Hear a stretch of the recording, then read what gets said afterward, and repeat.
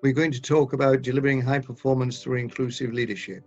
My experience is developing inclusive leaders in an organization is the most important thing you can do, because not only does it deliver higher performance, but also other things like great customer service, race and gender equality, well-being, complex change, and so forth. So it's a very important topic indeed.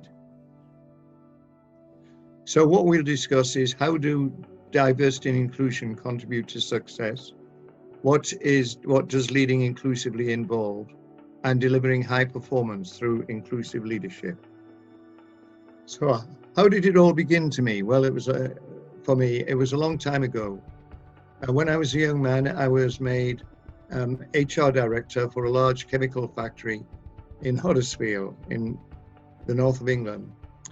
It belonged to ICI, then the largest chemical group in the world. It had awful employee relations, awful productivity, and it was in danger of closing. It had been like that for many years. And yet it was a major employer in Huddersfield. It even had a branch of the Communist Party met on the factory. Anyway, I did what my predecessors had done. I worked with the managers to try and change things. We didn't make any progress at all. Then one day I was driving home, and I grew up in a council estate. And I was thinking, you know, when my mum and dad came home, they often used to spend time in the evening saying, if only our managers would do this, and if only our managers would do that. And it made me realize there must be a couple of thousand people going home from that factory saying something like that. So anyway, the next morning I went into the factory director's office and I said, Bill, what we need to do here is to engage the whole of the workforce in making this the best factory in ICI. We talked about it for a while, and then he said, okay, Ian, we'll go for that, but you will have to show us how to do it. I have to admit, I didn't let on, but I didn't know at that time. Anyway, I rang up my contact in ICI's group personnel department, and it just so happened there was a Professor Dick Beckhardt working with the board of ICI. And he's the most eminent behavioral change scientist that's ever existed. And I was factored into being coached by Dick in between his sessions with the board of ICI. And first of all, he got me to work with the leadership team to develop a vision of success by engaging the whole of the workforce in making it the best factory in ICI. And that vision was communicated across the factory, and everyone had to give feedback, or every team had to give feedback about what would help and hinder the deliver of that vision.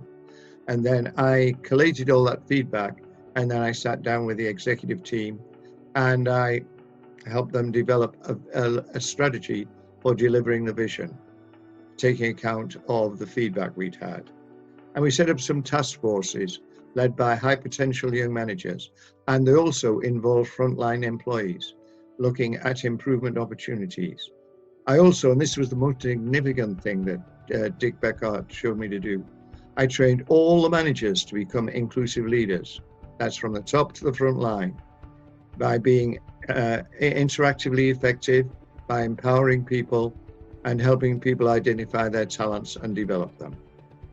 And also, I got the senior managers on the factory to identify the behaviors they needed to role model to drive the strategy.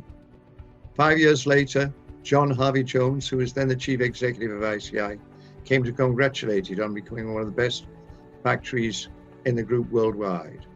And that factory, which was in danger of closing then, is still there to this very day. And I became very friendly with Reggie Cross, who was the head shop steward. And Reggie was the one who actually used to lead the Economist Group on the factory. And anyway, Reggie became so interested in what we'd achieved that he became a great supporter of it all. What would you believe it? He got an BE for his contribution. Okay, so how do diversity and inclusion contribute to success? Now, you'll notice I actually define diversity in a slightly different way to most people. It's any mixture of people has both similarities and differences, because it's important to identify the similarities, because you can then use those to build on the differences. Inclusion is about a culture where each person feels respected and valued, feels their ideas and opinions are heard, and is able to perform to their full potential. It's not something that happens overnight. It involves sustained and long-term strategic effort. And it's happening when diversity of thought is embraced in finding the best way to serve clients, customers, and service users. Diversity has many elements, and these all impact on how we interact with others, how we solve problems, and how we make decisions. Managing diversity and inclusion involves culture change. The reason for that is when you go for equal opportunities and manage so race, gender, disability, etc. What you're doing there is managing the risk so that you don't actually get taken to a tribunal. When you start to value differences and value all the ways people are different, again, you're just managing risk. But when you create an inclusive culture and an inclusive work environment that meets all the stakeholders' needs, and the culture embraces difference, and you actually deliver responsive services, there's better problem solving, and there's performance gains. That's when you get the high performance. So it's only when you build an inclusive culture that you get the high performance from diversity. And when an organization is inclusive, it gains significant performance benefits. So there's reduced recruitment costs and a greater talent pool. There's raised employee motivation and then productivity. Just on the first one, it's interesting, on that factory, Huddersfield used to have a large African Caribbean population. When I first started there, the factory had no African Caribbeans working on it. Once we developed an inclusive culture, we started to recruit African Caribbeans. And what's more, they liked working on that factory. You also get an enhanced employee brand when you create an inclusive culture. You get new ideas, better products and services for customers and service users. And you get greater teamwork through an enhanced interactive effectiveness. A couple of other things that you get from it actually. One is you get more equality across diversity. And the second important thing, I think, is that you get a better well-being. And of course, well-being is much in vogue nowadays. And diverse teams, and this comes from Professor Scott E. Page, from his diversity trumps ability theorem. And he said that diverse teams consistently outperform homogeneous teams in solving complex problems. However, there are two conditions for this to work. The problem has to be complex, and most importantly, and this is the bit which often goes wrong, team members have to listen to each other and explore differing ideas and points of view, i.e., it requires inclusive leadership. So what is leading inclusively involved? So if you're a manager, it gives you authority to accomplish tasks and objectives. It doesn't make you a leader, it makes you the boss. And when a person is deciding about respecting someone as a leader, they observe how the person is behaving. So it's the behavior of the manager that enables them to decide that manager is a leader. Inclusive leadership enhances the motivation, morale, and performance of each person by connecting each person's sense of identity to the collective identity of the organization. In other words, helping people feel they belong. Being a role model for each person that inspires them and influences their behaviors. This is the leaders being role models. Empowering each person to take greater ownership for their work, and understanding the strengths and weaknesses of each person so that leaders can align each person with tasks that can enhance their performance. And an inclusive leader does the following. They're engaging behaviors, so hears people's concerns, ideas, and opinions, and listens to them. Appreciates each person's culture, so they understand each person's diversity, and they empower people to deliver a vision of future success. They're also developmental behaviors, and they ensure that effort is put into finding out what people's talents are. They ensure people's talents are developed for performance now and for the future. This is very important. Inclusive leaders are interactively effective, and this powers great teams. And these are the interactive behaviors that they've got to practice.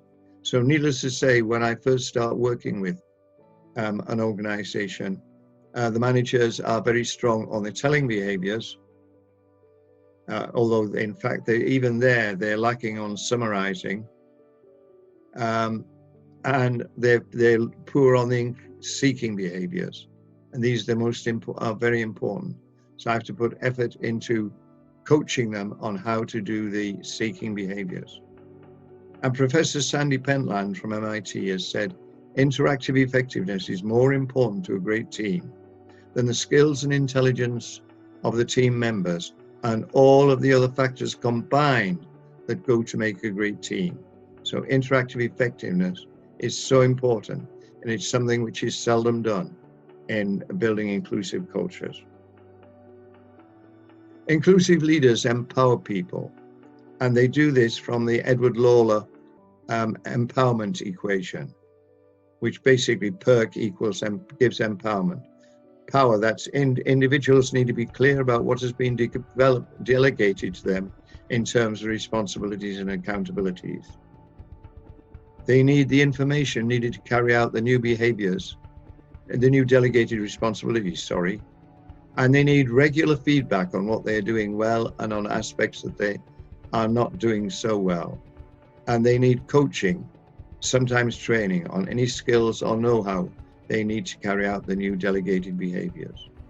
And as you will guess, when I first start working with organizations, the managers are usually poor at offering recognition and coaching.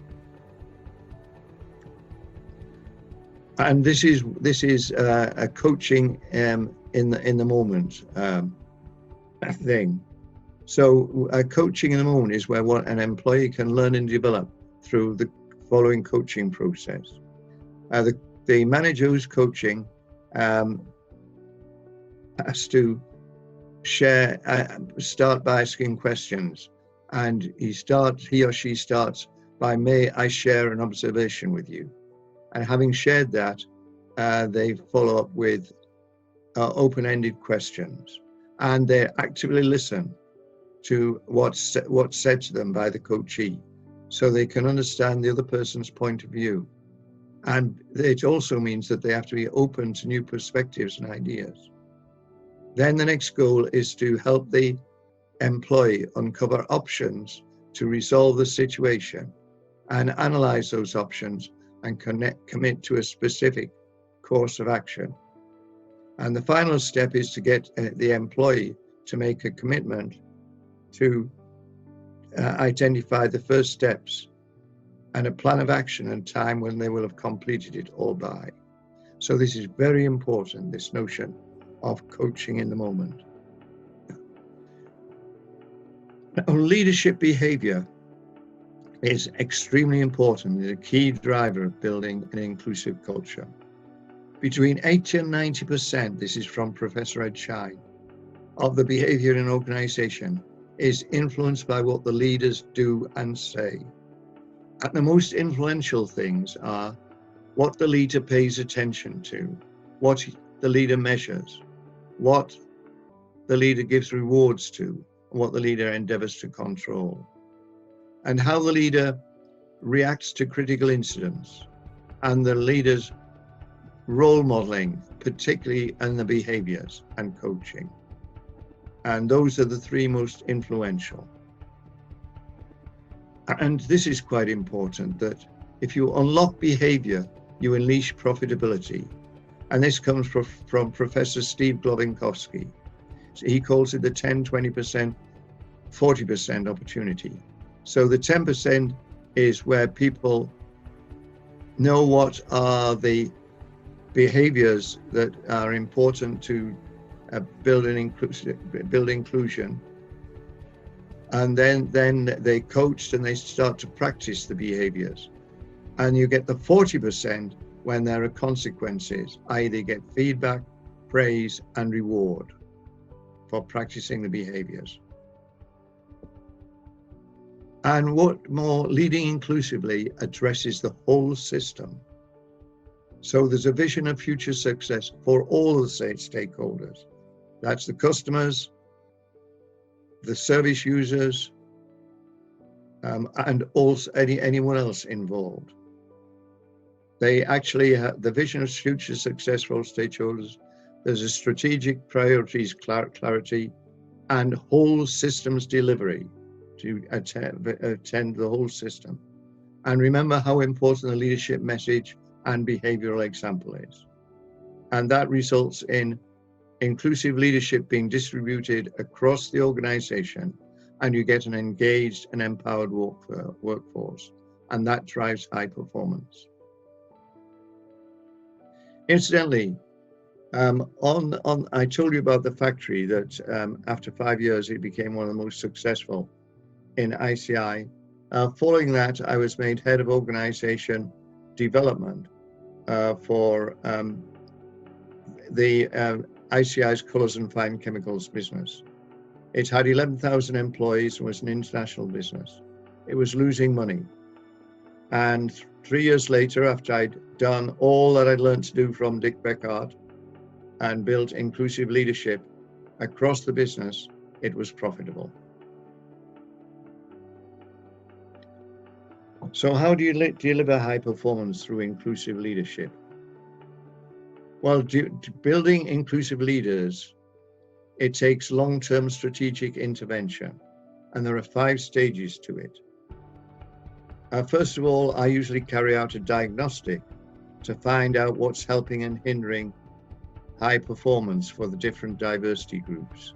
And frankly, it's this feedback which usually gives people a stimulus to change. And then stage 2, we set up a change steering group to formulate a vision of success through inclusive leadership, have that agreed by the leadership team, and a strategy to deliver it. Stage 3 is realizing the strategy.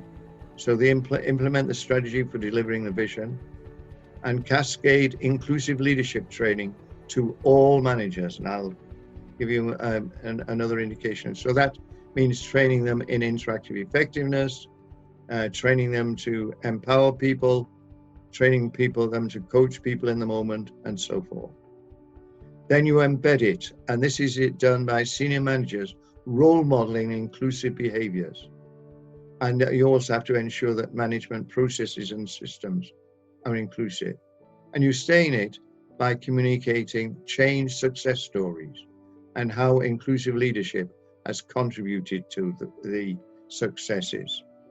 And you also keep up to date with diversity and inclusion best practices. And here's a couple more examples. I did some work with Cisco Systems in EMEA. And Cisco Systems saw in innovation as a key driver. And the CEO at the time was really quite appalled by the stories of exclusion that he was receiving from women and minority ethnics. Anyway, I persuaded the CEO to set up an inclusion steering group to formulate a vision and a strategy for delivering that vision. And that vision would involve more equality across the different diverse groups, and it would involve building innovation through that. And then I did behavioral role model training for the senior management, so they could role model the behaviors required to drive the strategy and the vision. In this instance, there was a task group on flexible working, which was seen as important. And I trained internal inclusion ambassadors to help and coach the managers to be inclusive leaders. And on the Cisco website, they engaged employees by providing opportunities to feature vision delivery successes. And the outcomes were that more people from underrepresented groups were recruited, promoted, and retained. Levels of inclusion were rated highly by external benchmarking agencies, and there was increased innovation measured by Cisco's innovation portal. So that was a huge success. This is another great success. This is in the Inland Revenue, and this was working with one of their tax offices. And when I first started working with it, it was one of the poorest performing tax offices in the Inland Revenue. And I did all that I've told you about, building an inclusive culture. So worked with the management team of it to develop a vision of success for the office and a strategy for delivering that vision. And then we had various things like task groups and so forth. Anyway, within 3 years, having been one of the worst performers in the Inland Revenue, it had become one of the best. And it was so good that in actual fact, the Inland Revenue invited a newspaper reporter to spend time in that office because, of course, they'd been criticized by newspapers. And when he wrote the article, he said, "I don't think I've ever been in an office with a stronger sense of purpose, contentment, candor, coherence, or vigor." So again, that was a huge, huge success. I should say that the leaders in the leader at the top in the various organizations I work with invariably get promoted, and the leader in this tax office was actually made the director of IT for the tax office as a result of this success. Okay, so that's the end of my presentation.